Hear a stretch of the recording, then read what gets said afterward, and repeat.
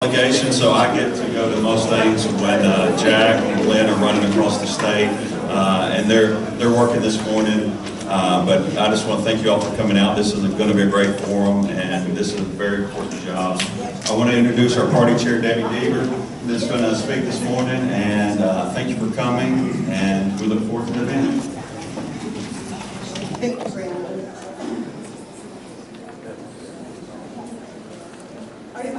As Brandon said, I'm Debbie Deaver with the Williams County Republican Party. I'd like to thank you all for coming out on a Saturday morning. This is normally the kind of morning when I put on my exercise clothes and splash a little water in my hair and tell everybody that I've been exercising. So I think you know that, and then, you know, when ball caps on, we get it. We get it.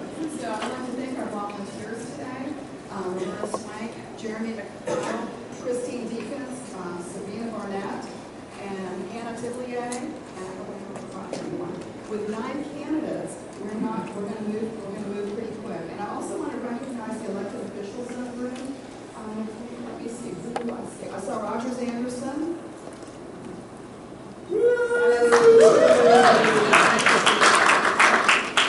Okay. Mark Norman in the back. Dusty Rose back there somewhere. Who else do we have? Jay? Sheila Cleveland? Tom Honeycutt? Betsy Hester over there? Betsy Crossley, I'm sorry. Anyone else? Okay.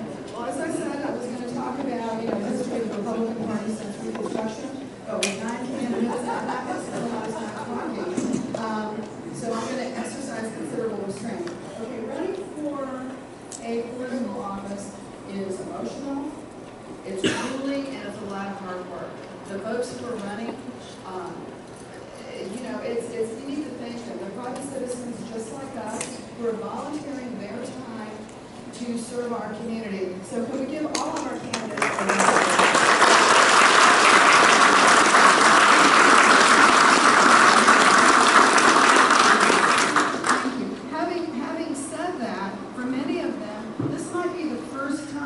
That they participated in a forum like this. So if somebody stumbles a little bit, let's cut them some slack this morning and remember to be kind.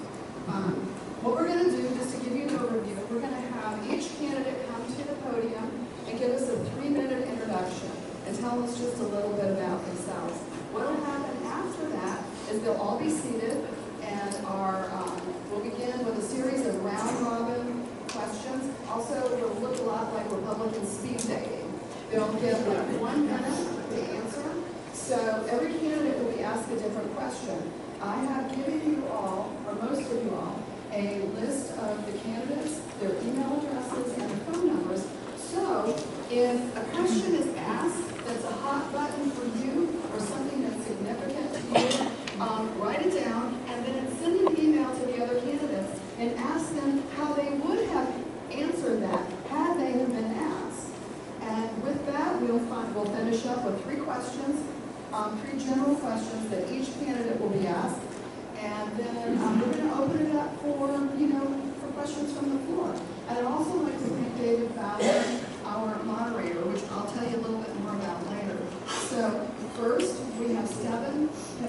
So I'd like to call you up to the podium to give us your 3-minute introduction.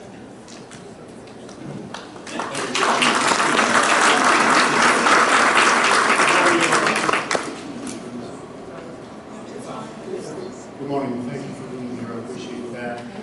My name is Stephen Pippin. I'm a 37 going on a 38-year resident of Brentwood. I've seen a lot of changes. My wife Leslie right there is my support staff and treasurer. Some of you may know Leslie from the club where she's served on the Williams County School Board. I'm very proud of her for that service. Currently, I am on the Planning Commission for Brentwood. Been there 3.5 years, and 2.5 of those years I've been vice chair of the Planning Commission. It is my honor and my privilege to serve on that commission, and I just see this position as the next step. I appreciate you understanding that this is not about my love for politics, this is about my love for the city, and I want you to love it as much as I appreciate that. I'm in the music business. That's my trade. Long list of stuff that I did. Mostly as a songwriter and catalog with Warner Brothers, EMI, Sony Music, and on and on. I've done a lot of production, a lot of television work. I worked for 23 years with the CMA Awards, and so all that stuff is nice, but it's secondary to the work we need to do and continue to do. I just want to start by saying thank you to everybody that came before. Everybody from 1969 on who's had that vision. Sitting in this audience today, we worked so very hard to make this the most unique community, I think, maybe on earth. And I think we should all never forget that. So it's my honor to be here in this place.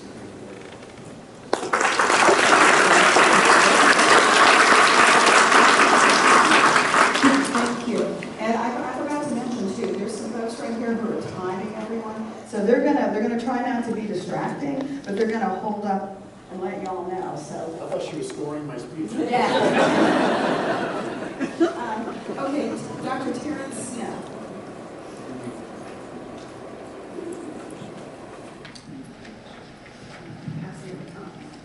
Thank you. Thank you.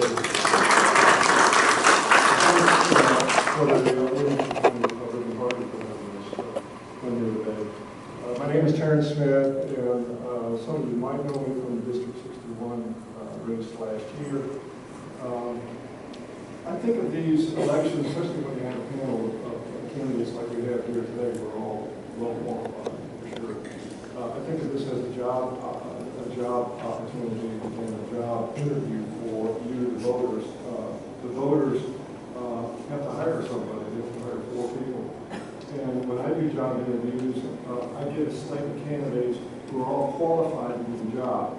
What I'm looking for is somebody who has some salient features or some unique characteristics that I think is going to put them at the top of those candidates. And I think that's what you need to do today.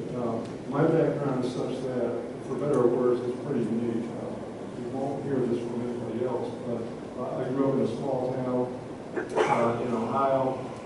When I left high school, it was it. We were done. My mother and father were great people, but there was no talk going to college. So just a few hours after I graduated from high school, I went in the Army. I spent 3 years on active duty in the Army. Did some college there, came back, and in my town, you were a success if you got a job working in a factory. So I got a job working at Ford Motor Company as a welder, and with the goal of eventually getting on the state patrol.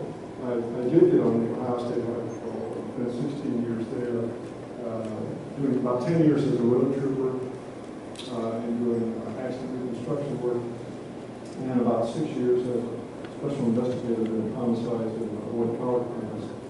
And then all the while I was on patrol, I was going to college, day school, night school, any kind of school I could get to. And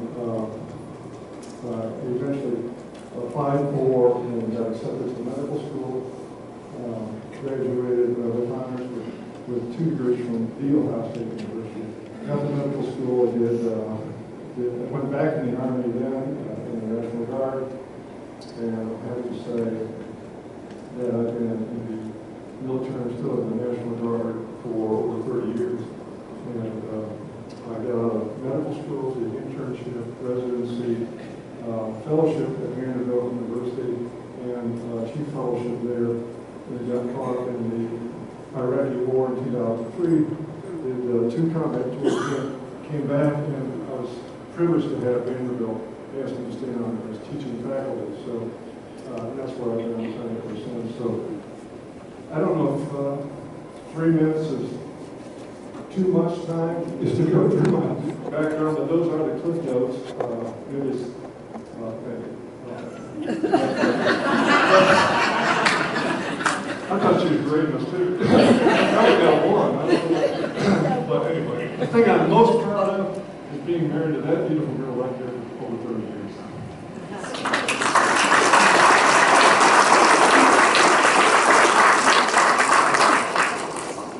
Thank you. Ken Travis.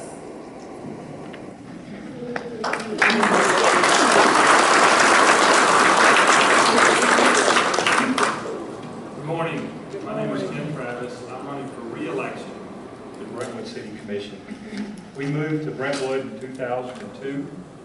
We located in the Willowwick subdivision. We love Brentwood because of the quality of life, open spaces, rolling hills, trees, parks, and wonderful neighbors. About 2013, it was announced that Harley-Davidson was going to relocate their Cool Springs location right behind our Willowwick subdivision. Not only were they going to move the facility, they were going to build an amphitheater and a motorcycle test track.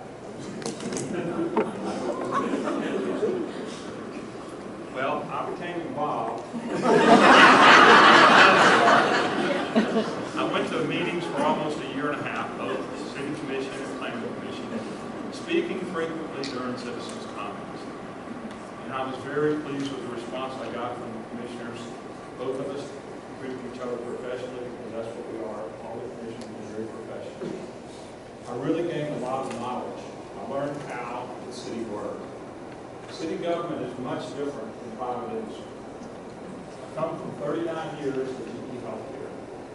I learned a lot at GE, and I love working at GE. I love my commissioner's job in the board. I spend a significant amount of time each week emailing, answering phone calls, reading information set out by the city, and just doing city business. I've taken time to write what I call a Brentwood update. It's an email update that I send out. I don't tweet, I don't Twitter and all that. So I just send out simple emails. I volunteered the last 4 years to be on the Planning Commission as well as the City Commission. That's where I believe it's evident of my strategy of responsible property planning well. 3 subdivisions I'll highlight for you are the Omen property, the Lawson property, and the Witherspoon property. If it hadn't been for the City Commission and the Planning Commission, those subdivisions look a lot different. I've been to police roll calls. I frequently visited fire stations. I've attended multiple meals at the Public Works Building with our employees. I've spoken regularly to our fire chief and police chief. I've attended ribbon cutting with the mayor. I've been to scout meetings and retirement functions for city employees. I've attended both Brentwood Citizens Police Academy and the Citizens Fire Academy. I believe I have my finger on the pulse of Brentwood. I'm asking you to give me 4 more years to serve the citizens of Brentwood. I've gained so much insight in the work. I just ask you to vote in Travis to give me 4 more years to serve.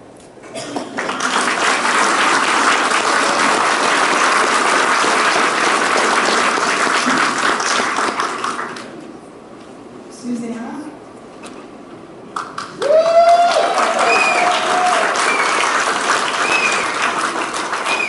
First of all, thank you all for having us, and for all of you for being here. This is a great turnout. I really appreciate your involvement, and I'm very appreciative of the forum that you've given us today.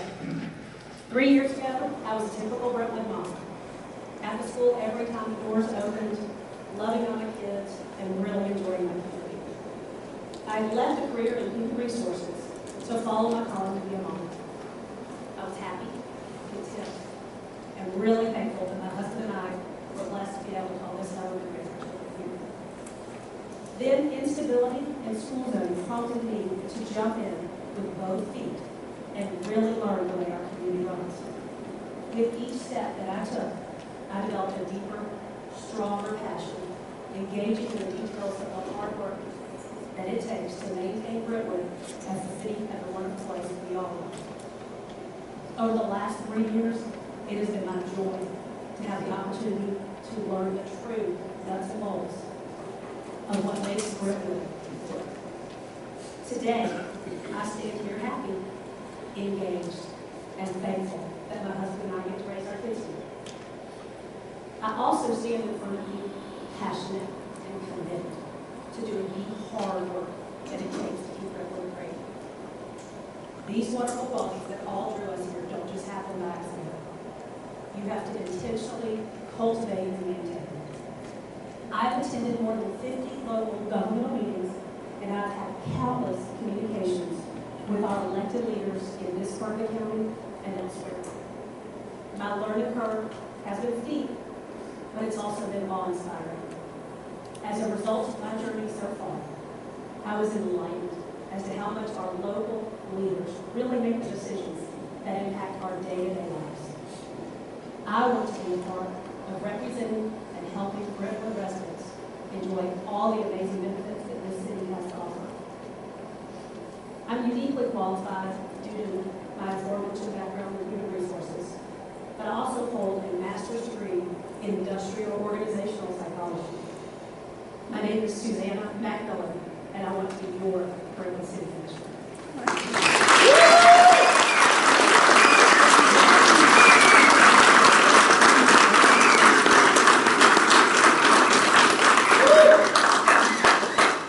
I'd like to call John Major to come forward.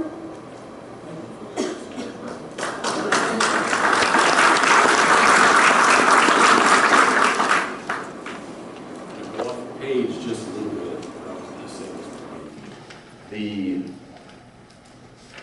My wife and I, who's sitting right there, she's my anchor. I needed to find where she was. We love the city. We handpicked this city 22 years ago as our place to live. And I know that you love this city as well. Let me give you a couple of examples. We were walking, we were somewhere a couple of weeks ago. We saw some Girl Scouts selling cookies. And as we approached, as all of us do, we approached the table because that's what we do. Right? So as we approached the table, she handed us a box of cookies and she said, "This is free." And then she said, the last person paid for several boxes and asked us to pay. If you notice at the local gas station here in Brentwood, that the 37027 is worn, that's because when we have a choice to shop at our local businesses, we shop at our local businesses. We support our local businesses. If you notice that in Williamson County, that we have one of the strongest involvements of parents who get involved in schools. We're underfunded, but we're still putting out some of the best and brightest students in this county. And the only thing that makes the difference is parental involvement. This is why I'm running for the city commission. And this is why we can't take this several years ago. Do I have all the answers? Do I personally have all the answers? Is there any one single person in this room who has all of the answers? No. But we have a history of working collectively to be able to have some debate, really define who we are as Brentwood. It has been my great pleasure over the last 4 years to serve on the Brentwood Planning Commission. I have served on the Brentwood Tree Board for the last 3 years. This is my 3rd year representing Brentwood on the Board of Equalization. That's okay, I didn't know what that was either. I am also serving on the steering committee to help plan the 50th birthday this year. So I think it's safe to say that I'm here, my wife and I are here, committed to staying in Brentwood, and we're committed to rolling up our sleeves and doing it.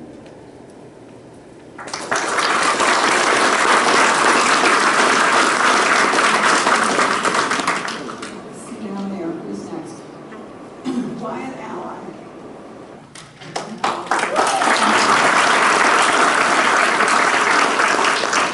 Good morning.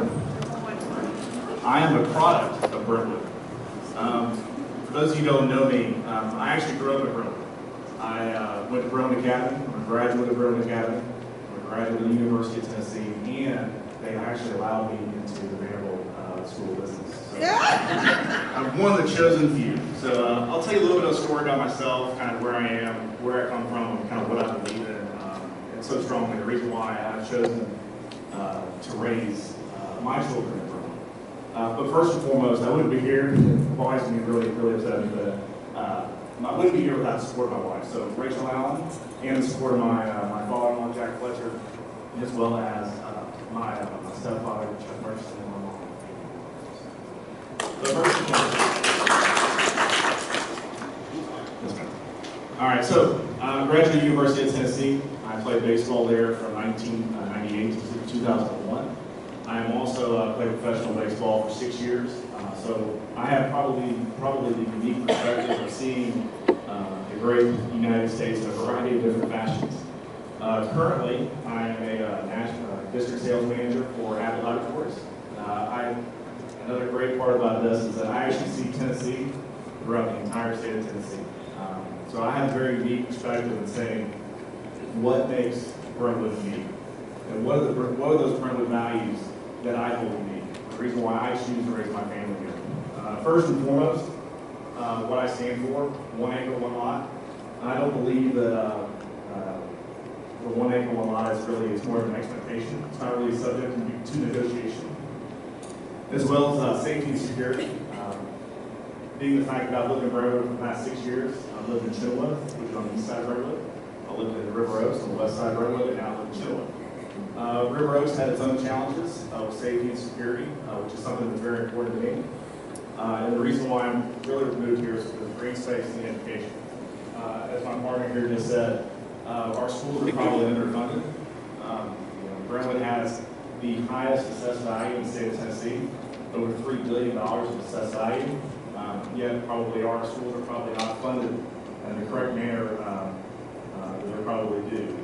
But with that, if you have any questions, my cell phone is on this piece of paper, as well as my email address. Please vote for me. I will preserve Brentwood values. I'm born and raised in Brentwood, and I'm a product of the Brentwood system. Thank you very much.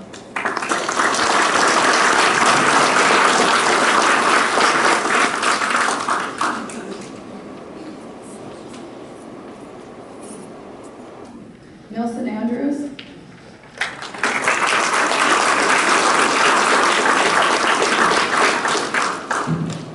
Thank you, Debbie. I appreciate everybody coming out on a rainy Saturday morning to see all of us. So thank you very much.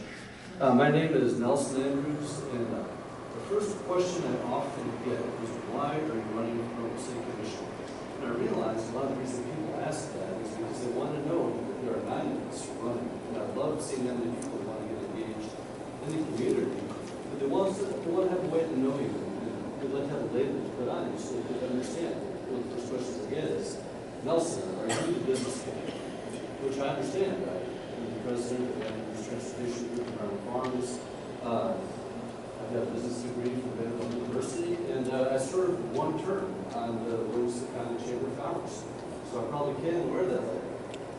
But while we're labeling, I also served 2 terms on the United Way Board of Directors and have more than 20 years of nonprofit volunteer experience in our community. So that label probably fits as well. But Trish and I also have 4 kids. And over the years, a lot of those nonprofit hours and volunteer hours we spent in schools. I'm a 2-time PTO president for Crockett Elementary. I'm the president of the Ravenwood Basketball Boosters. I'm on the board for the Football Boosters. We've logged a lot of hours for kids, and not just in the schools, but in the parks. The kids learn how to ride their bikes at Crockett Park. We had superintendent baseball, Brooklyn plays football for 6 years. We'll do again in our park. It was a blast. I've been a swimmer who lives in the rec center. But in addition, it's not just the kids in the parks. Well, it could be the parks family. It could probably also be the senior family. We've got 3 generations of the Andrews family right here. So not just the kids, but also my parents. And don't tell them that they probably be considered seniors. And their friends, a lot of friends of my parents and folks growing up. So I understand what that's like. And then one of the most obvious is probably is mobility. I've spent a lifetime in the car business and transportation business. And I know as I talk to folks a lot of times, mobility comes up. So it could probably wear a mobility label as well. But, as the fact is, I'm not just a Ravenwood dad, I'm a high school grad. I am from Brooklyn, and I'm for Brooklyn. I've had the advantage of growing up and living in Brooklyn community most of my life. And I would love to make sure to preserve that for other folks. Now, I want to make sure to carry through the unique character of our community going forward. So we'd love to have your support to do that. I appreciate your vote.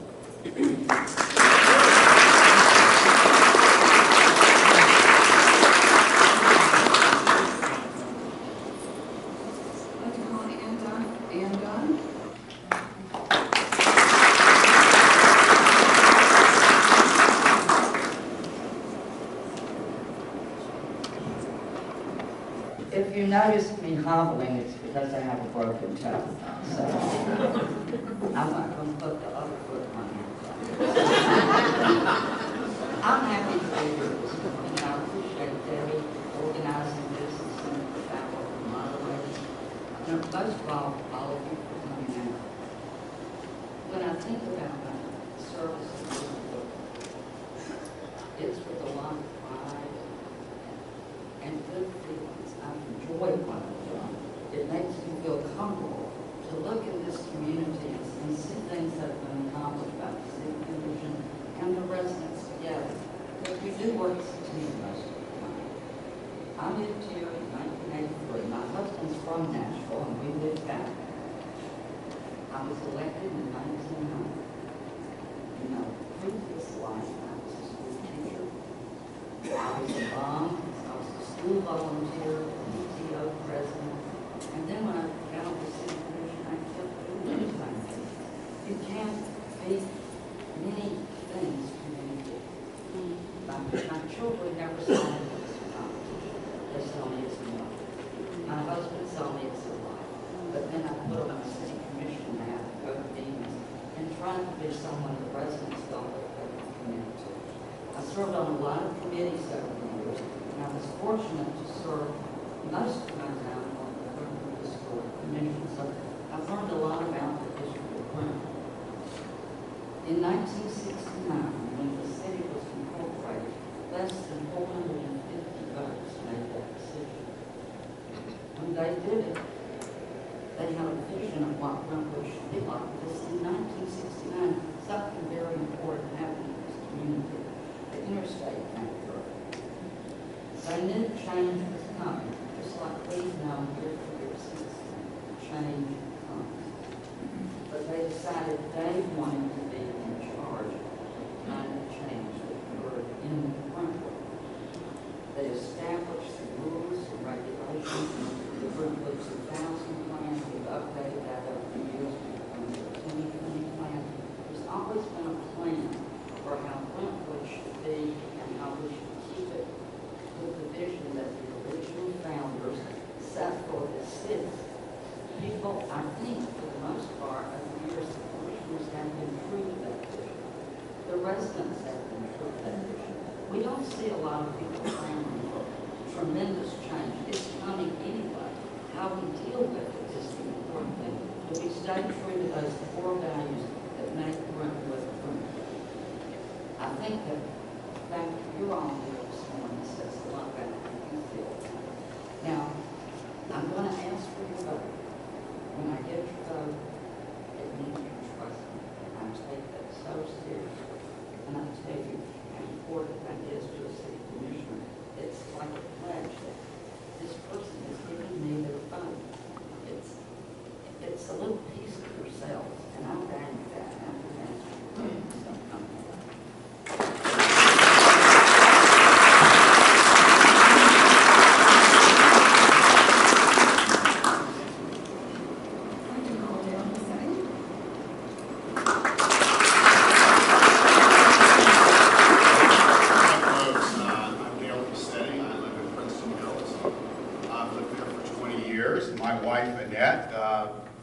raise your hand. Annette is we're proud to say, an evening nurse practitioner and adult. She's done that most of her adult life. I'm extraordinarily proud of her. I grew up in St. Augustine, Florida. Couldn't wait to get out of it. When I was 17, a new lady that I school like said, "Why don't you want to go to the city of Grant?" So all of the North Carolina and Virginia schools I was looking at went by the wayside, and I came here and fell in love with Middle Tennessee. My wife and I met in the choir at Christ Presbyterian Church. Got married in '87. In '89, as a choir, I said we're moving to Atlanta, where we worked for 10 years. Our children were born in Atlanta. They loved Atlanta. First opportunity, though, we decided to come back to Middle Tennessee. And when we looked at it, there was no debate. Brentwood is the last 20 years. Like all the other candidates have said, we love Brentwood. We're here because I think it's the greatest community, certainly in Tennessee, possibly in the I want to uphold that. Now, having said that, though, we all agree it's a great place. It doesn't mean there aren't little things we can do to make it better. And I've already started petitioning people in open forums, as well as people I know sending ideas or suggestions, things they think we can make right better. Most of my career was with AT&T, Bell South, Lucid Technologies. I traveled almost every week. I got really tired of that. So in 2011, I decided to stop. Didn't know what I was going to do, and by the grace of God, I fell into business that I love, tutoring. Many of the people here I tutor their students, and to hopefully raise their scores on the ACT and SAT, and get great scholarships and get into great schools. I can't tell you how rewarding that is. I think I've found my life's work. For the last 7 years, I have been on the Princeton Hills Homeowners Association board, and I'm currently president. They say all politics is local, and I believe that, and I can tell you it doesn't get much more local than making decisions and trying to keep peace in your own neighborhood. I'm proud of what we've been able to accomplish. If I had to say there was one passion of mine, that is allowing people to stay in Brentwood and either lifelong residents or years. We have unfortunately lost many friends who have decided to move out of Brentwood even though they love it because they needed to be outside. So that is something I feel extraordinarily passionate about.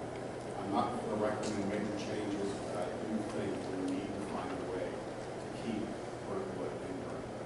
Thank you very much.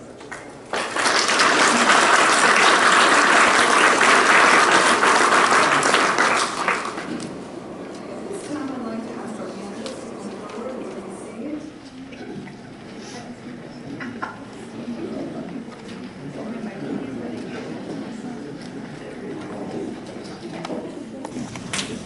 This is a great time to go get a chicken biscuit. A little coffee.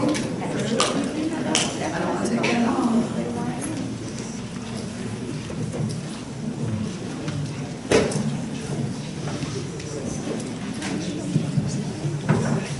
I'd like to introduce our moderator. Today is David Fowler.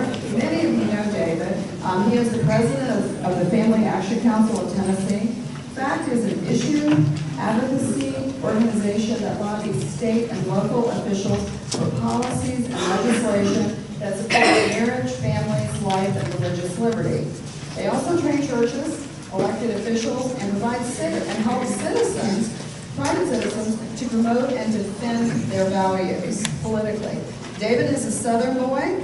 He grew up in Chattanooga, graduated from the University of Tennessee, and I wonder if he got that political bug because in college he was president of the student body when he was a senior.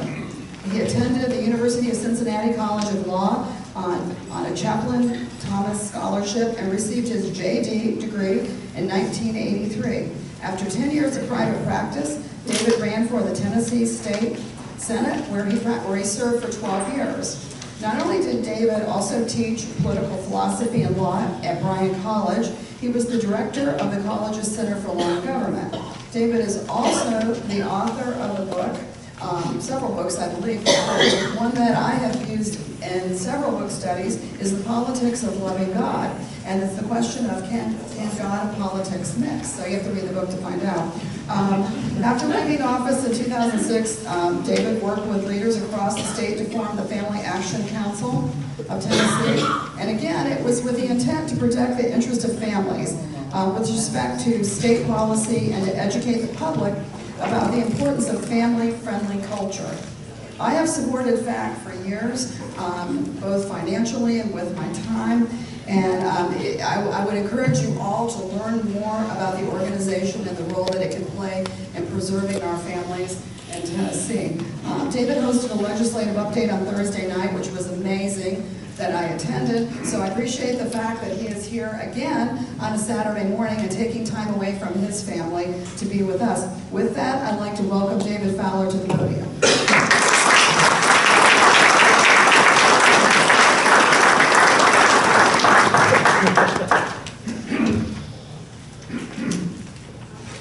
Sorry. It's all right. There's your fishbowl. There's my fishbowl. Good, good, good. These are not my questions. I do not live in your city, so I wouldn't know what to ask. But I did submit one to Debbie, and she rejected it. And I thought it was good. So I'm going to scrap the ones in the fishbowl and ask you to each address how the powers under Article 3 and Section 5 of the 14th Amendment relate to the dual sovereignties preserved by the 10th Amendment, the effect of the state sovereignty, the powers of local governments, and the preservation by due process of the right to life, liberty, and property. If y'all could all take 2 minutes to address that. Yes. Yes, yeah, I'm all for that. Right, good, good, okay. Well, let's get to this. Let me explain what's going to happen. We have a fishbowl here. As you can see, because of environmental concerns, we have some significant problems with the fish in the streams here in Brentwood. But I'm going to draw a question, and then we're going to have the candidates answer these questions, okay? So, here we go. You each have, and keep in mind your timer over here, and I think now everybody knows that's not your grade. One means your speech is getting tiring, and you need to begin to close. That's what one means. Okay. Brentwood has done a great job managing the city budget and controlling growth. At the same time, the county has given Williamson, Inc., or the Williamson County Chamber of Commerce, about $2 million to fuel growth without a plan to pay for it. Do you support this use of tax dollars, and will you vote for taxpayers in Brentwood to continue to give money annually to Williamson, Inc.? Now, Debbie, this question. We should go down to the end, just to. So we're just going straight down the row, yeah, okay. Because I was trying to look for a number to match it up. So there we go. You need me to repeat the question? No, I think. It's almost as long as the one I had. I think that's a great question, and it's not a subject that I am intimately familiar with. But I would like to say I'm pro-business, but not at the expense of Brentwood residents. I had noticed that in a couple of budget meetings that I attended, and it was a big question mark that I put. If I had to come up with an answer right now, I would say no, I would not approve that. I don't think we should use our hard-earned and somewhat high property taxes to fund anyone's Chamber of Commerce, even though I love the Chamber of Commerce. I think it should be self-funding. We're going to go back into the fishbowl. And this will be yours. Okay. In 2 years, the city of Brentwood will be getting extra tax income from the sales tax increase that was in the short term given to Williamson County. What do you propose to do with this extra income? Well, we've got a new police station that's being built. We have a new fire station that's being built. So I think those funds could be certainly used towards that. Right now, in the interim, we're very happy that we could be of help to the school system in providing those interim funds. And I think all the municipalities that entered into that agreement limited it to a 3-year participation. I'm not saying that the city commission at that time might not reevaluate it, but right now the plan is for the city to recoup those taxes at the end of that time.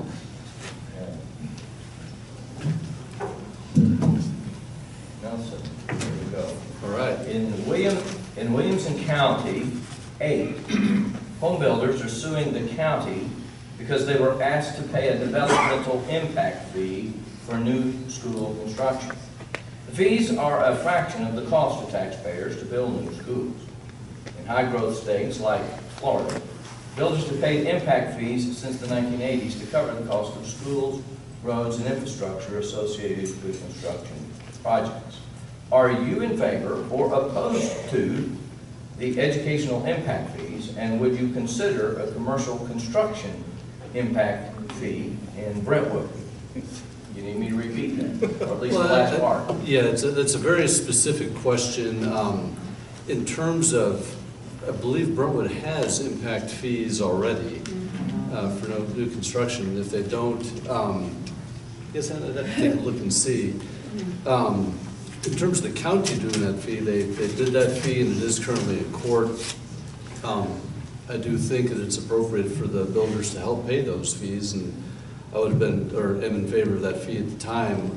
And the fee has been collected, and I believe the data shows that it did not make a detrimental impact on the industry during the time. As far as Brentwood doing that, I think that's probably worth looking into to see if that's a worthwhile thing. But the Brentwood City Commission, you know, the schools are a county asset. And so the Brentwood City Commission does make donations to the PTOs of all the schools in Brentwood, which helps support that, which I think is a very good thing. I think we can continue supporting our schools. As far as the specific impact fee, I'd have to look into that more deeply. Great, thank you very much. Now I'm going to make, since I've got the microphone, a little comment here that Wyatt, I appreciated your speech. You said you're a product of Brentwood, so I assume that means what you were suggesting is everybody who doesn't vote for you is damning Brentwood. So if that's the way you want to look at it, that's fine. Yeah, I thought that's great. Only a lawyer could have. Anyways, it's not an endorsement. It's just an observation by a lawyer who hangs on every word. So here we go. In terms of population density, I think population, not mental, okay? Density, the Tapestry in downtown Brentwood has almost 400 apartments in comparison to a subdivision like Montclair off Mallory Lane, which has 139. Are 400 apartments enough for Brentwood? And do you feel the majority of citizens want more mixed-use residential housing? No. I actually spoke about this when the Tapestry was first actually being considered in the Brentwood City Commission. So I think originally, and you have to correct me if I'm wrong, you know, those are apartments. They were originally proposed as probably condos with home ownership, which I think home ownership is very critical to any development in Brentwood. I don't think that any condo or any apartment or temporary housing should be allowed in Brentwood. I think that goes against the Brentwood values as they are today. In fact, I mean, I don't even know if it's legal, but I would be in favor of proposing some rules and regulations on the Tapestry to see that those are or should become home ownership condos in the future. Whether it's a 15 or 20-year plan to get those into home ownership. I think the last I saw was about 95 to 100 kids that are coming out of the Tapestry into our Brentwood City schools, which is a problem. I don't think that was the intent. It was sold as a retirement community for downsizing, and I respect everybody. I mean, I don't see you know, people that live in 6,000 square foot Brentwood City or Brentwood housing moving to a 900 square foot apartment. It's probably not going to happen. So absolutely not in favor of any more residential or apartments in Brentwood. Thank you. Okay, John, your question. Many residents are not aware of Brentwood's development limitations due to our aging sewer system. Do you feel Brentwood's infrastructure can support more commercial growth without property tax increases? Great question. I can tell you this from being on the Brentwood Planning Commission over the last 4 years, there is hardly a meeting that goes by where somebody doesn't talk about high density or it's brought up in topic. So here's my answer to that, and I hear city staff talk about this all the time.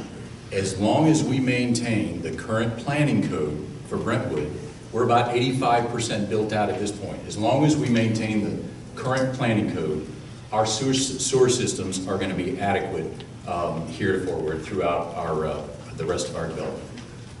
Okay. Susanna, you get along with it. Can y'all hear me okay? I'm not sure. Okay, here we go. We'll try this a little better. It is commonly believed that Brentwood is built out with little room for new home construction. However, according to the Brentwood 2030 plan, the city projects 7,000 new homes can be built, which would increase our population by about 45%. How do you propose we maintain our residential quality of life, given the very real possibility of almost doubling our population? And would you consider upzoning the 1 acre residential lot requirement in some cases to control growth? Thank you for asking. Sure. You're correct, it's about 7,000 acres that has not yet been built out, most of it residential. And with that, 25,000 more people will come to Brentwood once that's built out, taking us up to about 65,000 people. That's significant when you think about the traffic, the overcrowding of the schools, the burden on our infrastructure. We have a great plan in Brentwood, and that's what makes us so unique, is the 1 acre zoning. I would like to keep the 1 acre zoning because otherwise we are going to be built out and we're going to have increased problems with adding that many more homes. So the high density housing is going to add a significant amount of traffic to our growing population. And schools are an issue. We don't have the land available for the schools that we can't expand our schools much more. So if we continue growing at that rate, we're going to outpace what our infrastructure can handle. Okay. Thank you, Suzanne. And by the way, no, I'm not for upzoning. Flat out. Okay. Ken, your question.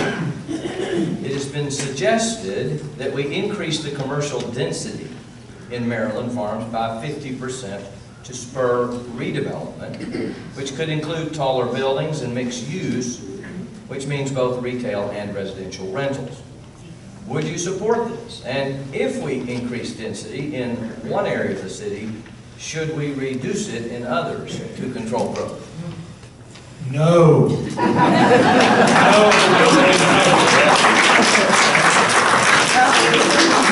talking about a new police headquarters. One of the reasons we're talking about a new police headquarters, the police can't leave City Hall right now and go down Maryland Way because it's so congested. Okay? I'm all for making the buildings better. We can remodel them as is, but we do not need to bring more people into our commercial area. No, no, no.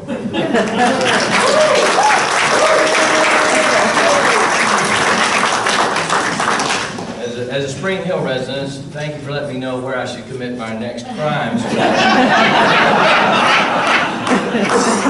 thought it was bad on 31 in Spring Hill, but thank you. Okay. None of these little jokes, it's just I'm a weird person. And they're not intended to reflect on the answers or the candidates, just the moderator. Okay, residents, here we go. Terrence, residents, certain demographic who would like to downsize have a limited inventory of smaller homes in Brentwood to choose from. Given the HUD requirements for age-restricted over 55 housing, are there other alternatives, such as rezoning, to allow higher density housing that you would consider? That's a great question. I'm a little disappointed though that I didn't get the sewer question because I'm a gastroenterologist. But no, but when you see it on Heritage Way, they're putting up another 4-story apartment complex for seniors, and I think there are opportunities for seniors, and I think we should not be misled too by this whole idea that once you turn 60 or 65, well then you must have to move and you must have to downsize. There are opportunities for seniors to live here. As a matter of fact, when I go canvassing different neighborhoods, a good number of the people that I visit are over 60, and they're doing quite well in their home on 1 acre. So no, I would not be in favor of rezoning a bunch of communities to allow for high density housing. I'm sorry about the sewer question. Okay, here we go. Steve, you ready? You get a short question. What is the one single thing commissioners can do to help our long-term traffic problems? Would you like the sewer question? Actually, I'd like Ken Travis's question if I don't mind. Thank you very much. I need to repeat that one. It was quite long. No, I mean, when you talk about infrastructure, you talk about growth here. I mean, it all comes down to density. Density, and we have got to control that. And the way you do that is by preserving and protecting what I think is the cornerstone of Brentwood, period, and that is our low-density 1 acre tracts for residential. We are building out. Growth is inevitable. Brentwood is attractive, and Brentwood attracts growth. How we manage that is extremely important here, and we're going to build out. I don't know if we'll build out anytime soon, but we have these conversations constantly, and I think everybody out here needs to rest assured that the Plan Commission and the City Commission are constantly talking about just such things, because we're all in the business of protecting that and making sure this all works, because it has to work. As I draw the next question, I would comment to all of you, do a good job because people are flooding Spring Hill, okay? So anyway. Should the Williamson County Schools give Brentwood, oh, excuse me, we're back to the beginning here, okay? Should the Williamson County Schools give Brentwood and other cities a monthly report that forecasts school overcrowding based on projected residential growth, so that everyone knows where the problems are, what is going on, and can plan better to prevent school overcrowding? Of course. I don't see that much to be much of a question, actually. I know you didn't write the questions, but I would assume something of that nature is already happening. I would like to say one thing, though, while I've still got a few seconds left. I am troubled by the fact that we pay, as Brentwood citizens, on a per square foot basis, pretty high taxes, and a lot of our tax dollars are now going to schools being built in, other parts of the county. I think we already pay our fair share, and I think our schools are probably somewhat underfunded. So I would be in favor of more Brentwood money going into Brentwood schools, not Spring Hill schools. So, thanks. I actually didn't graduate, so I'm good. Next question, Dan, you ready? Here we go. The city of Brentwood has been good stewards of taxpayer money, but as an added measure of precaution, should the city require a formal cost-benefit analysis of any new expenditure of over $1 million to avoid costly mistakes? I think the city tries to be very fiscally responsible with every dime we spend. We don't wait till we get to the $1 million mark. We're very careful with our budget, with our funding, and it may not be what you're calling it specifically, but they do project the return on the money, what we're getting for what we spend. And I think our staff does a marvelous job. I won't take credit for that. We've got a great financial staff, and they analyze, I'm not kidding, every dollar that's spent at City Hall. And when we talked about taxes, Brentwood has very low taxes. When you get your county and city tax bill, it's combined. Our percentage of that is quite low. We're very proud of our tax rate. We have not had a tax increase in 29 years, and not many cities can say that. And the Congress, so somebody's analyzing something along the way there. Now we go back to Nelson. We frequently hear people say we should increase taxes to fund our schools. However, Brentwood already pays 26% of all property taxes in the county. Tax increases do not guarantee the money will go to Brentwood schools. So how does Brentwood ensure we're not building schools for other municipalities while our schools are not being adequately funded? So this is an issue that comes up quite a bit, is whether or not Brentwood is getting its fair share with the county. And I think to really do that fairly, you need to take a look at the totality of the relationship between Brentwood and Williamson County. We do have Williamson County schools here, which are performing very well by almost every metric I've seen. But also the Williamson County School Board, if you take a look at the capital improvement plan, has plans for significant investments on the books for Ravenwood High School. They've got a building you can see at Brentwood High School for STEM that's already coming up out of the ground. And there are plans in the works for Brentwood Middle and other investments. But in addition to that, we need to take into account, for example, ambulance services, recycling services, which are paid for in Brentwood by the county. We also have a very deep relationship in the parks system with the county. So running a P&L on your marriage is a dicey kind of affair. And frankly, Brentwood is part of a larger community that includes Williamson County. And I think the interaction between all those is very important. For us as city commissioners, being good stewards and good advocates of our money and representing Brentwood well in the greater community is an important part of the job. Thank you.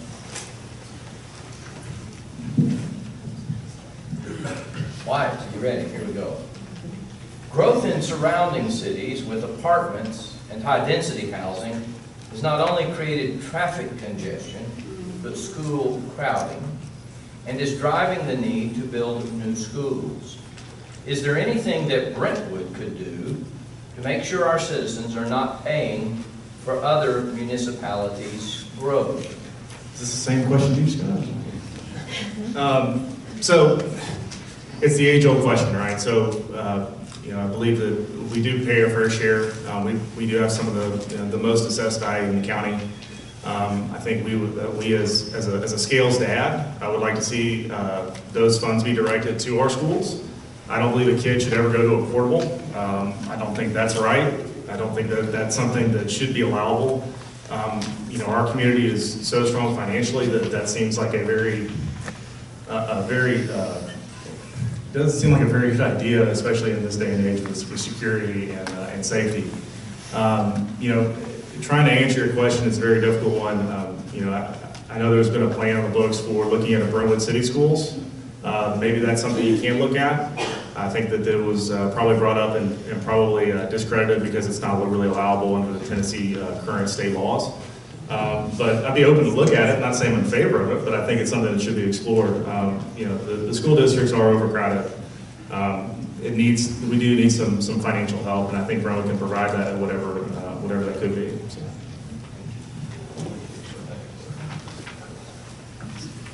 John, a proposed feasibility study for a Brentwood Municipal School District was denied in a tie vote by commissioners. Would you support a feasibility study to consider creating a Brentwood City School District? I have spoken with enough citizens from the city of Brentwood. I already had my own opinion on this, but I've spoken with enough citizens in the city of Brentwood to believe that no, this would not be a good idea. I think most of the residents have already spoken on this. I believe that it's not sustainable budget-wise, and so no, I would not support that.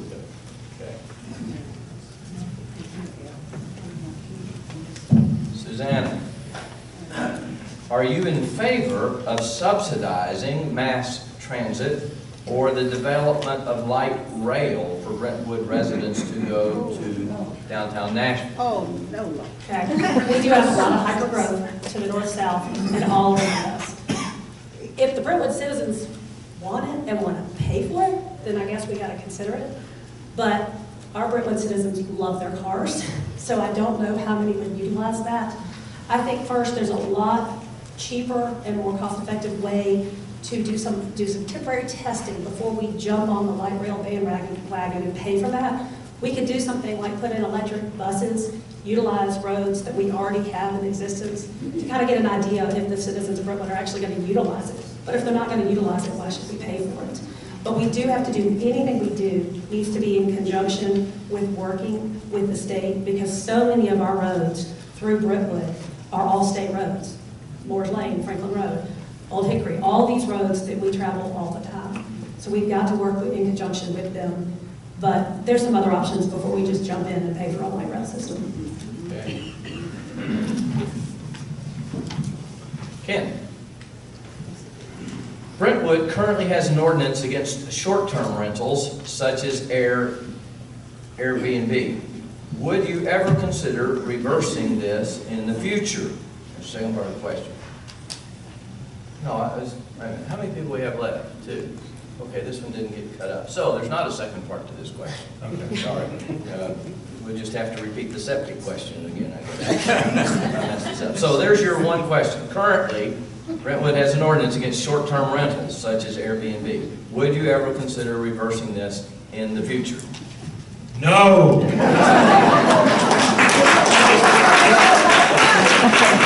wasn't set up that way, really. pathetic, Peter. I just came out there. No, Airbnb is a real issue. That's right. There was a house in the Crondale subdivision that was remodeled. It held multiple people. I think up to 20 people that were coming in on weekends. There were limos coming in. This is in a residential neighborhood. That's not what Brentwood is about. I feel firmly in our current regulations, and I would stick to them 100%. Good. Okay, we'll pull one out here since I know one of them is torn. You get the torn question. What are the challenges to increasing population density to greater than 1 home per acre on the remaining undeveloped land? What are the challenges to increasing it? Well, I think the most obvious challenge is the one that we already have, which is traffic that's out of control. We talk about residential density here, and that's only part of the problem. The other part of the problem is places like Nolensville right down the road, and all of that traffic from Nolensville, and they're building houses after houses after houses there, all of that's spilling out on places like Concord Road. And we are, I think, continually being somewhat reactive as opposed to being proactive. Recently, we widened Concord Road, for example, to 3 lanes, even a turn lane. Okay, well, that might have been really good about 15 years ago, but right now it's already too small. You know, meanwhile, we have and I love bike trails, but we have a 30-foot bike trail that's usually not used, and it's going to nowhere. So I think that the most obvious answer to that question is traffic. Traffic is out of control, and other infrastructure issues need to get firmly in place before we do anything like that. I'm just not in favor of doing any increased density. Okay. Stephen, I'm going to not look into the fishbowl. Oh, gosh, look, here's a question. No. No.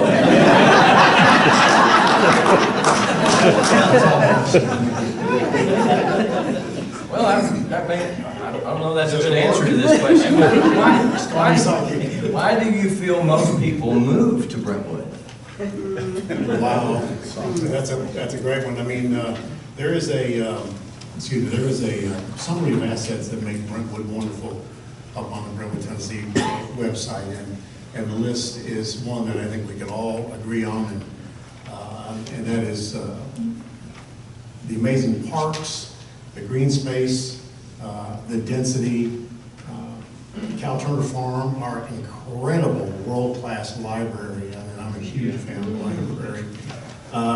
We're surrounded by nature and wildlife. We have all these fabulous facilities for recreation, these parks that we have, and the soccer amenities that we have. The list, I mean, you know, I'm going to go past my 1 minute just listing everything that's wonderful about this community.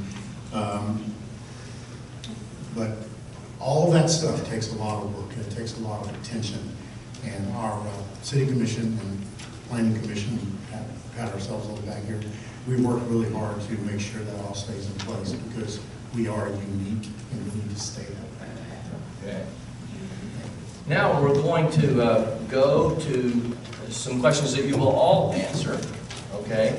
And the first question, again, you'll be timed. You have 2 minutes to answer the first question, okay? And then we have 2 other questions, but they're yes/no questions, so they'll go rather quickly in case, you know, you're getting tired of being personal matters. But here we go, and then we'll have some question and answer. So here's the question everybody answers, 2 minutes, same question for everybody. Should the farm off Franklin Road, commonly referred to as the Turner property, become available for development, and you have a vote in how this property would be zoned or used, what would the perfect project look like to you? Now I'll repeat it one more time. Should the farm off Franklin Road, commonly referred to as the Turner property, become available for development, and you have a vote on how this project would be zoned or used, what would the perfect project look like to you? Well, I appreciate that question. As I recall, the Turner property is somewhere in the neighborhood of 570, 580 acres. It sits square in the middle of geographic Brentwood, so it's extraordinarily important. We all enjoy driving by and seeing the green rolling hills and valley and stream. I think we miss the cows a little bit. Now, should it become available, and I have no idea whether that'll happen in my lifetime or your lifetime, but should it become available, I think it's extraordinarily important that it be developed with intentionality. And by that, I mean we try to preserve as much green space as possible. I think something in the neighborhood of a super OSRD plan, open space residential development plan, be put in place that ensures maximum greenways. I'd like to see jogging paths. Gosh, if they bring the horses back, I'd love to see some stables and some riding trails there. I would like to see some conventional 1-acre homes, and I'd like to see a mixture of homes on smaller lots, which would answer my passion about people being able to downsize, whether they are 35 or 85. I don't think we want to, by the way, from an earlier question, I don't think most people over 60 want to be relegated to living in a neighborhood only for people over 55. I just don't think that's what baby boomers are about. But I do think it ought to be developed very carefully, and I think the Brentwood Planning Commission and City Commission should have a major role in that. Thank you.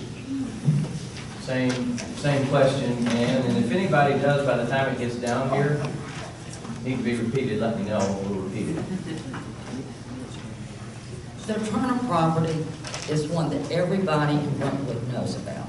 You will never run into someone who doesn't know what you're talking about when you mention the Turner property. It's almost sacred to this community. Now, 10 or 15 years ago, I can't remember exactly when, there was a referendum, really backed by the Green Space Group, to purchase that property, and I told them at the time, and I want to tell you this, it barely failed. It was, are you willing to pay X number of cents towards purchasing green space? I said, if you'd be specific, I think people would vote for it. Residents were worried that, okay, if I vote for this, then when some neighborhood has some open land behind them, they're going to say, come buy that behind my house. And by the time the Turner property got around to being up for sale, there would be not enough funds probably left to handle that. But I honestly believe that I don't think it should be developed.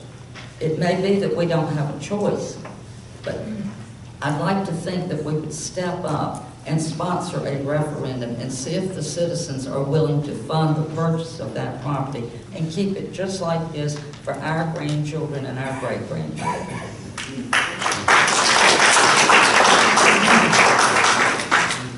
Yeah, to Ann's point, this is a very, very high-profile piece of property. There have been a number of things over the years that the Commission's looked at. I think it's very important to know, and I'll say it right up front, that I believe very strongly in a role of limited government, and I feel very strongly in the private property rights of individuals. And the Turner Farm is private property. And I'd also say right up front, it's important to know that right now, some of the land is zoned agricultural, but over half of it is zoned residential as we sit here. So a mix of R1 and R2, and of that is predominantly R2. So for those of y'all that haven't worked in that lot, the R2 is 1-acre lots, which is fine, and I believe that a 1-acre density is very appropriate.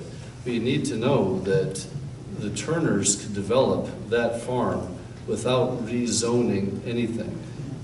So knowing what it is now, it's important to know, like the Omen Farm, what it could be without any action by the City Commission, which is what we're running for here. That said, I also know that it's a really important piece of property, not just for the viewscapes that many, myself included, would like to see preserved, but also connecting the east and west of Brentwood from a bikeability and a walkability standpoint. Little Harpeth River comes across there. So the Turner property has a floodplain, very much like what we have at River Park and Crockett Park. There's an opportunity in there if we're good as a city and work with the private property holders that have that to try to do something very spectacular over there. But we need to do it, in conjunction with the Turner family, the owners of the property who have it already zoned predominantly residentially, to try to come up with something that really does suit the character of Brentwood and that is really worthwhile. Thank you. Why? It should be a park. It should always be a park. It should be part of Brentwood. We should do whatever we can to maintain that. I think that that's important. A lot of people in Brentwood are clamoring for whether it's green space, bike paths, and connecting east and west, and those things are important. But that's 600 homes, and granted, yes, it is zoned residential right now, but it should be a park. I think at the end of the day, I think as city commissioners, we should do whatever we can to maintain that property and maintain it as a park for our community. I think it's important. I don't think that we have our own challenges right now with density, as it is with traffic. Can you imagine another 600 homes on the Turner property? Imagine what Franklin Road is going to look like. Can you imagine trying to get down Maryland Way? I've worked in Brentwood. I'm going down Concord Road. I mean, it's a challenge. I can't imagine it being another 600 homes there. I mean, and granted, that's what's allowable right now, but I think that as citizens and leaders of this community, I think we should fight to preserve that as a park. Thank you. John? So ditto, ditto, ditto, ditto, ditto. I'm just going to add a couple of things here. First of all, my wife and I live very close to Mr. Turner's property. I'm a realtor. I take clients and drive around that property all the time. I told somebody a couple of weeks ago, there's probably not a name that I use more in Brentwood than Cal Turner's. Probably more than my wife's. So just saying, but we do use that term quite a bit. I think, did I mention that I'm on the Brentwood Tree Board? I am all about green space. One thing I can tell you for sure, the property is going to involve, whether we want to or not, it's going to involve a lot of green space because the floodplain, as Nelson pointed out, runs right through the middle of that. So some of that is not even buildable. But I also believe too that the conversation, and Nelson also brought this up, the conversation about bike and hike paths always stops at the freeway, and it always stops at Cal Turner's property. So I do believe that we need to be proactive in having a plan in place so that when and if that opportunity ever comes, in our lifetime, we don't know. But when and if that opportunity ever comes, that we have a plan in place, we know exactly what we're doing with it, and hopefully when we get to that point, we do then continue the connectivity for our bike and hike paths. But for my preference, I would prefer that it stays green space and that now, I'm not in favor of just buying land just to sit and look at it. I do believe we need to have a plan for it. But I think all of us in this room, or most of us would certainly be in favor of keeping that green space and being able to preserve that for the future. Susanna? On March 4th, I met for an hour and a half with Cal Turner to find out what his vision was for that property. I had a perfect opportunity to ask for a campaign sign location there, because it's a prime location, we all know that. You will not see my sign in front of his property because I am not for his vision. His vision is to develop that in high-density housing, to put retail stores there, and I'm not in favor for that. We can't handle the traffic on Franklin Road.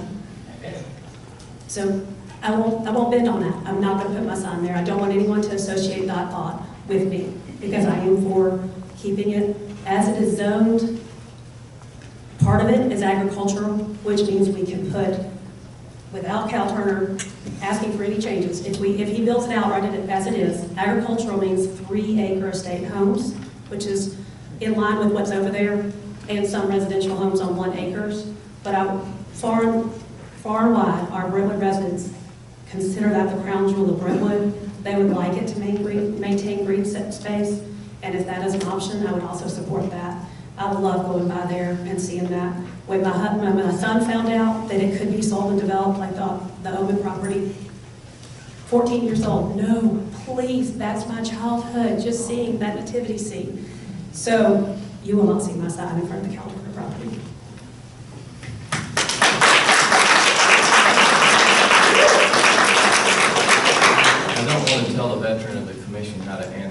know may not be the best. This is the first one that wasn't softball, right? Only knows 3 words. I would love to see the Turner property stay as is. If there was an opportunity for a park, that's wonderful, okay? But some people have to realize that the city commission can't just say we want to make that a park. If Mr. Turner doesn't want it a park, it can't be a park, okay? I am not for any kind of upzoning there.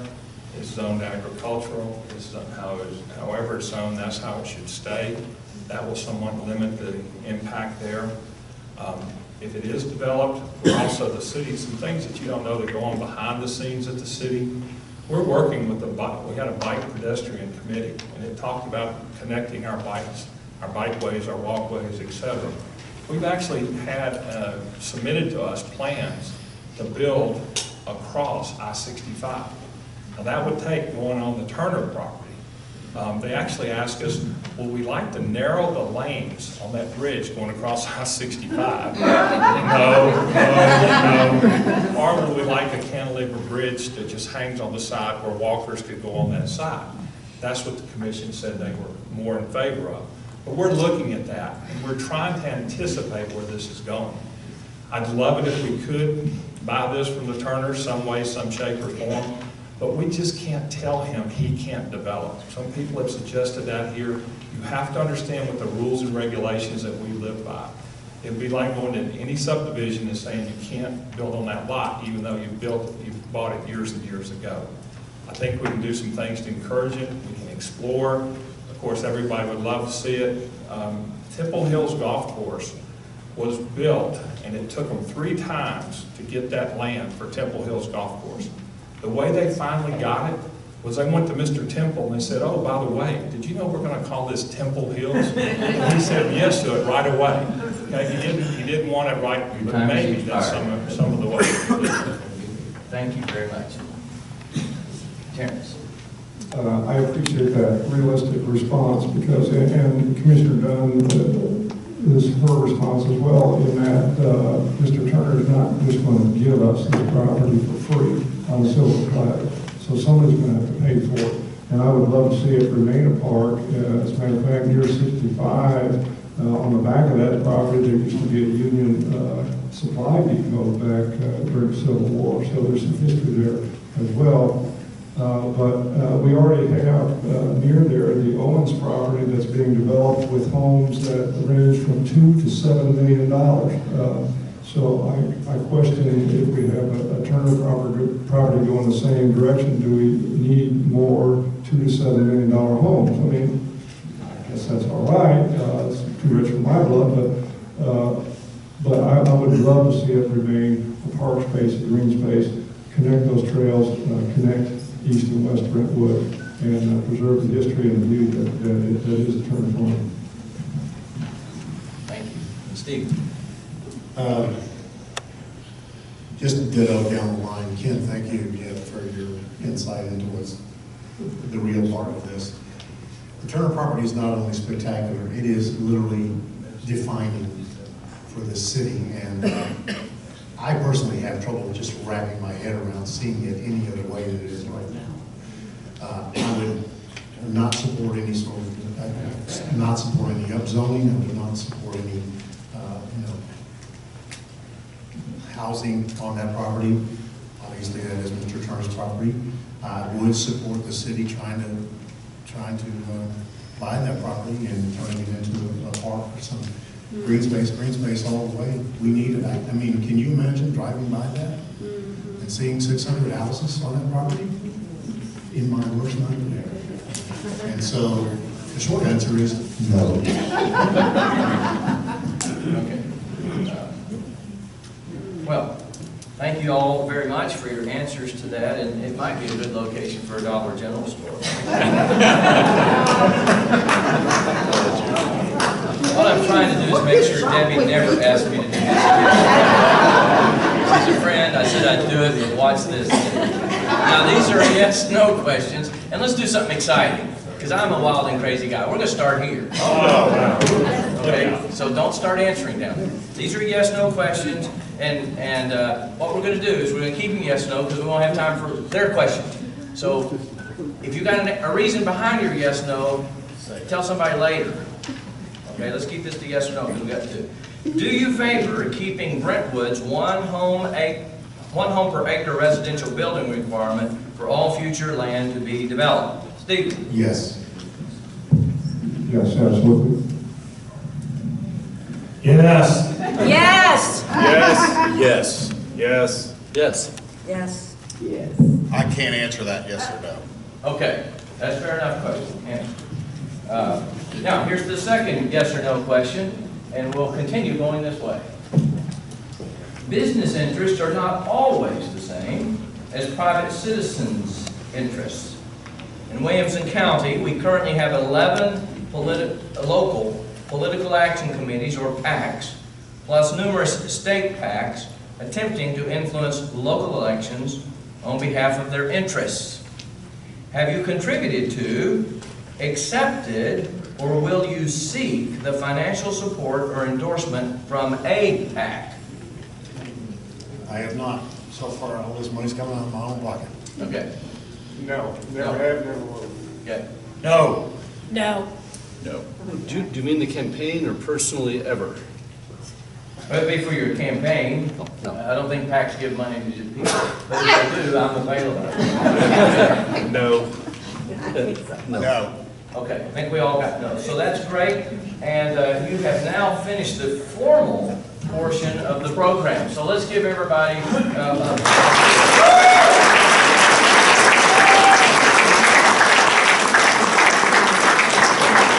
we have a few moments for questions from the floor. And Debbie, I don't know that we discussed this exactly, but do we want to try to carry around mics or just have everybody come up here? Is Debbie still here? I think we, you know what? I thought she may be. I can't believe. I think we can hear people. You think you can hear them well enough? Okay. So do you want to handle this part or let it? Because I don't know anybody in the room. Okay, you raised your hand first. Yes. Okay. So I have a question about what is the appropriate role of the city commission and the agencies it supervises in managing vacant or abandoned properties.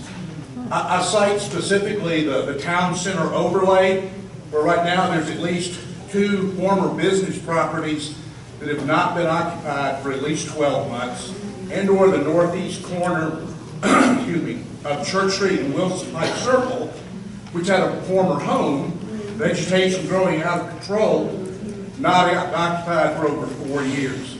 What is the appropriate role of the city commission in that type of situation? Okay. Let me say, I just clarified with Debbie how we're going to do this, because obviously if all 9 of them take 3 minutes, we're going to have 1 question. So, is there a person you would like to direct the question to, or to not appear to be picking on somebody? Pick 2 people and ask them to answer. The one you hate, I the one guess you 2 like. existing commissioners. Because Okay, 2 existing commissioners. Okay. And I'm fine with trying, Ken, unless you want to. Well, I think you can both answer. Generally, the city's role in any type of unoccupied building is simply that of if health or safety or welfare is threatened, then the city legally can step in. But we can't go to someone and say, you've got to rent your building out, because we're not happy that there's not a tenant there. The one that you're talking about on Church Street, I've often wondered when that is going to become a health and safety 3 years ago. Yeah, well, but she keeps selling it. But the You know, and there's vegetation's out of supposedly a control. contract, and it's gonna be torn down, there's a new owner, then that changes. And if you've done anything with the government, you know, when we start citing people, you go through so many steps. It's weeks and months before you can actually be. Are there liens against the property? Oh, I have no idea. Let's just try to let them answer the question if we can. Yeah. Okay, so, do you have a different answer? No.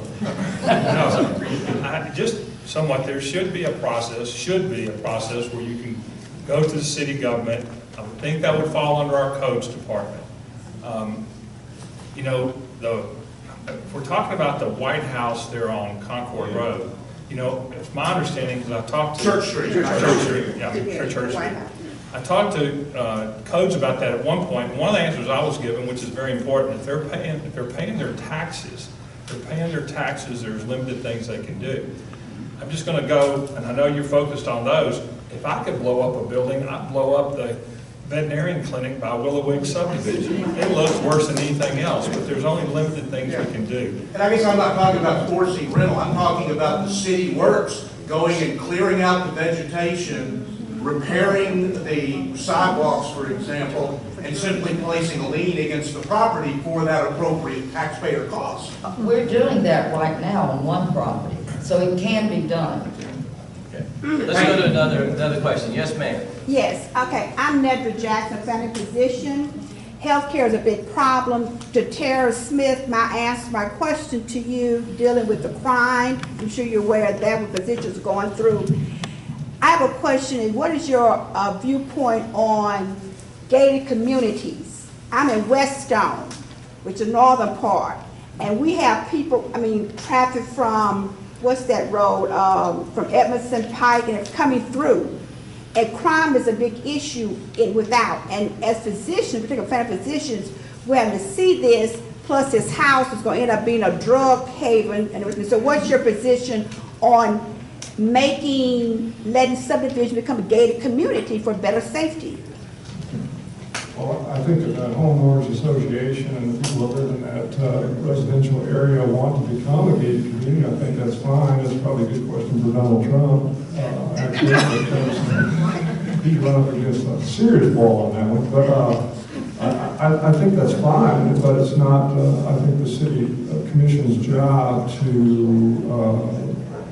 force or promote gated communities. Having said that, of course, crime and crime prevention is always an issue. And if the community feels that it may be safer as a gated community, and certainly that's a reasonable thing to move forward. But we were told that we couldn't do it because the commission, because of firemen and ambulances can't come through, but they could have a special device to get into the neighborhood. We were told we couldn't do it. Yeah, I think that the commission should not block things like that as long as there is a way for them to have emergency medical access. And that's pretty obvious anyway. The community is not going to say we want to be a gated community, but we don't want ambulances coming in here. Come on. No. Go ahead. No. It sounds like there maybe needs to be some dialogue over there. Right. The commission should not block things like that. They should only make sure that it's done in accordance with the public safety ability to gain access to that property. Let me briefly answer that as well, because our neighborhood has seriously looked at becoming a gated community. And to my understanding, there are no city commission obstacles to that. However, in order for that to happen, the neighborhood has to assume ownership of the streets. They have to pay for any street improvements. They have to pay for the gates. It's an extremely expensive proposition, but I don't know, because we were told when we investigated it, there are no city obstacles per se. Okay. Yes, ma'am. Yes, I'd like to ask this question of any first two candidates that can answer this. If you're familiar with the racial insensitivity issues at Sunset Middle, so if you can answer this question. With that, what can we do as a community? I know the school board is primarily responsible for these type of issues, but as being on the city commission, what can we do as a community? What would you suggest we do as a community to address these issues in the immediate? The first two that know about these issues, as well as, of course, it's now happening in Murray County, so there's obviously some type of systematic issue that's going on within the school curriculums in Tennessee. So you as commissioners, Mrs. Dunn and Mr. Travis, and then all you other candidates, if you can answer what we can do regarding these racial insensitivity issues so that all of our students can feel safe, can feel respected, and can feel the dignity that they deserve in this community. And just to elaborate, the assignment was given to the 8th grade students at Sunset Middle to imagine themselves as slave owners and giving the slaves expectations what their responsibilities would be. So if you could elaborate on that, that would be great. Thank you. We'll take you too, since we only have time for a couple. So go ahead, Ken, and then John. Annette, I'll address that. I was horrified to read about that. I don't have any children left at home, but more than the city commission, I would think every Brentwood resident would go get with their kids and talk to them about this and how horrible it is. There are certain things that are done sometimes you say, well, it's an oversight, it's wrong. This is not that way. It was horrible. And to think that it was condoned by anybody is wrong. I do think that we need to continue to talk to our school board representatives because we don't have the schools, but that doesn't mean we can't talk to other people in our community and let them know that we're upset about that. I see nothing positive about that. I think it was totally wrong. And John, you had the mic. Yes, actually, I'll be glad to talk about this. I'm very proud, actually, to tell you, last Sunday evening at our church, Brentwood Baptist, hosted a racial unity conference. The room was packed. I think we all recognize that there's more sensitivity that needs to be applied in our community. But I want to tell you, there are organizations out there, our church being one of them, who is on it. They have initiated several programs that really force us to, outside of our comfort zone, to be able to get out and really apply ourselves and get to know, talk with people we don't know. And so I'm pleased to tell you that Brentwood Baptist is doing something about this. We're partnering with the church up on the north side and sharing a lot of resources, and we're already doing this type of thing. And it's happening right here in the middle of our community. We had one last question over here. You had your hand. Hi, thank you all for being here. In the whole recent issue about schools and potential needs for rezoning, there was an idea put forward to fund a feasibility study to see about paying for a local city school district. Now, my understanding is that there's a whole lot of information and misinformation about that. The vote was not a vote for a school district. The vote was funding a feasibility study for the school district. My question, and if we could just do a yes, no, down the line, would you vote for a feasibility study to fund a feasibility study? The study itself was about the same price as what we had given to the parks group to study the idea of bikeways. Okay, so we're not talking extraordinary amounts of money.